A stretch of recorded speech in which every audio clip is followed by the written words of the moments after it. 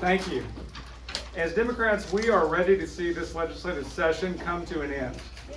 It has been a difficult session for the people of Arkansas. Today we'll talk about the direction of the state and some of the serious problems created and worsened by the Republican supermajority. We'll also highlight some Democratic and bipartisan successes because despite the bleak overall picture, there are some bright spots too.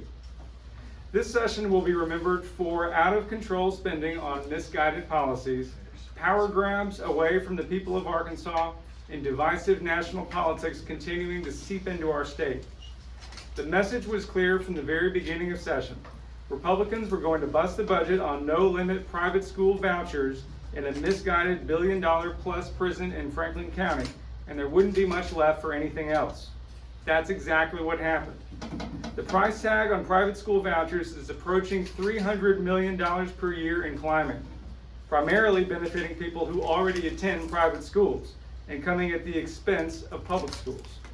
While Democrats and others rejected prison spending for now, that bill is coming due. Meanwhile, we cut higher education, which we should be investing in to improve our workforce and bring good jobs to Arkansas. And the budget was too tight to extend postpartum Medicaid, leaving Arkansas with the embarrassing distinction of being the only state in the country that kicks new moms off their health insurance 60 days after they give birth. One of the most consistent themes of the session were the power grabs, usually coming at the expense of the people of Arkansas. Access eliminated, shrank, and kicked community stakeholders off boards, centralizing power in the governor. One legislator tried to force Arkansas PBS and the state library to comply with his demands. When the state library board didn't agree, the legislature fired the entire board. Countless bills were introduced to micromanage cities, counties, state agencies, and school boards, as the emboldened Republican supermajority apparently decided it wasn't enough to do their job, they needed to do everybody else's job too. The most egregious power grab of the session was the full-on assault on direct democracy. Republicans have made it nearly impossible to exercise your right to petition to get something on the ballot. We will soon regret snatching away the people's right to petition. Finally, national politics continue to seep in and poison what used to be a proud Arkansas tradition of independence. Cookie-cutter bills from national right-wing think tanks were introduced that chipped away at the popular punching bags of today: DEI, immigrants, China, and LGBT people. They almost always passed easily. In many cases, these bills are mostly for show, red meat for a national audience, but they will have harmful consequences for real people in Arkansas. Still, the news is not all bad.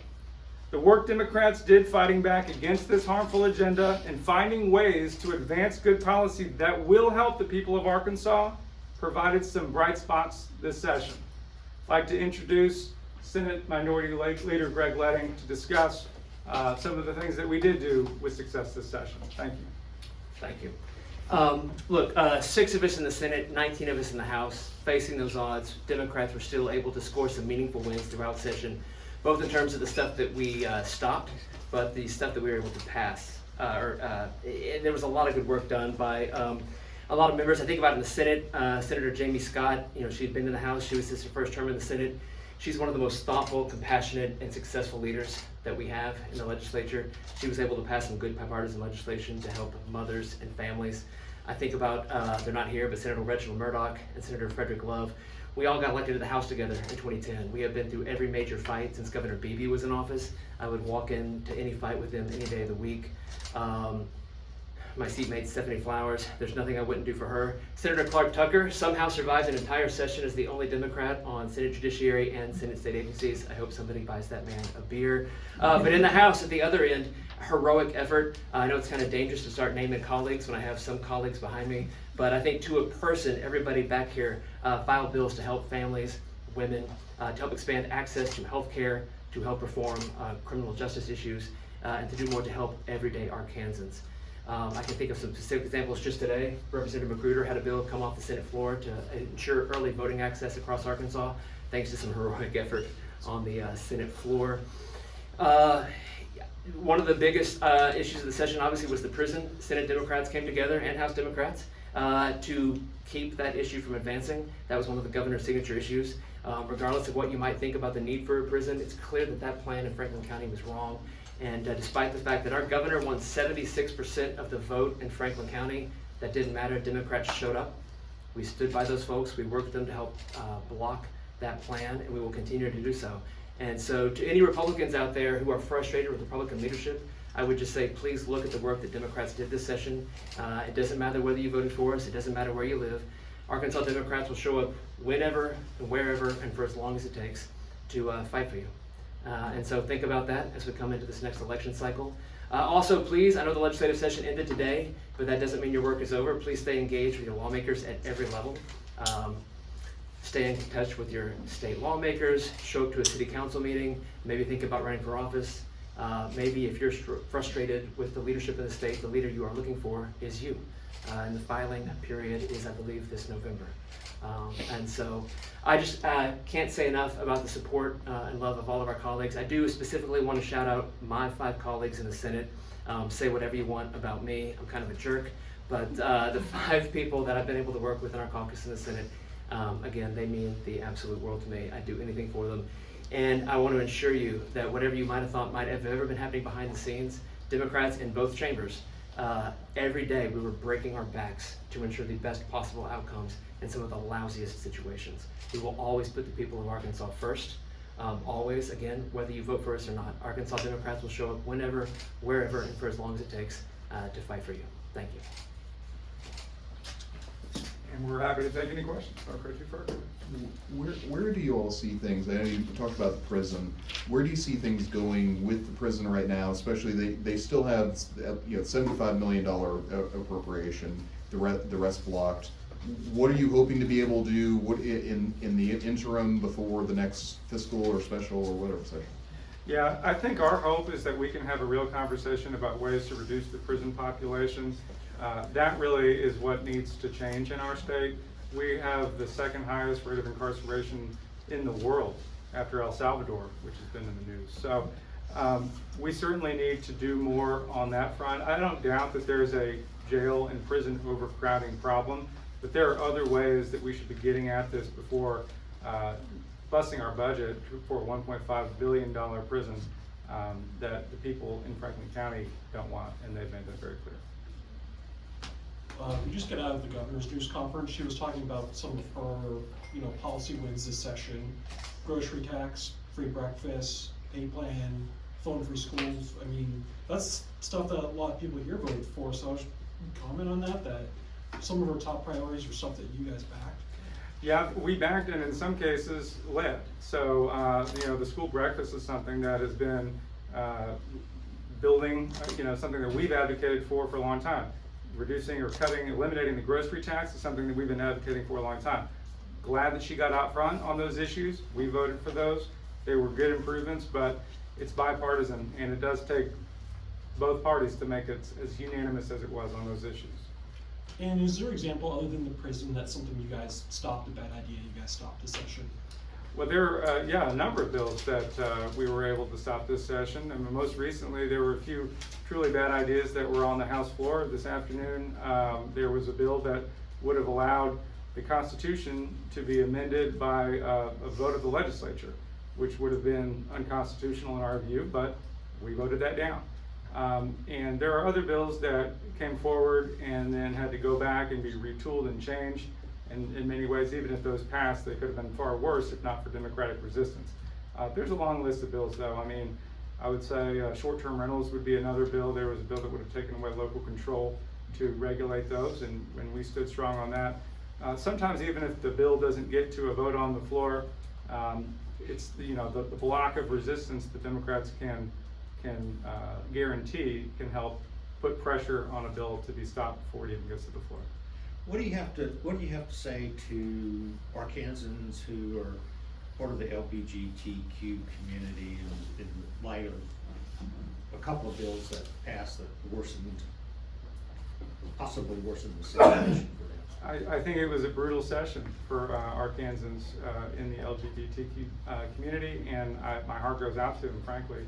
We passed today a bathroom bill, a bad bill that's gonna make life more dangerous for people, both in the community and just in general. And, you know, I think that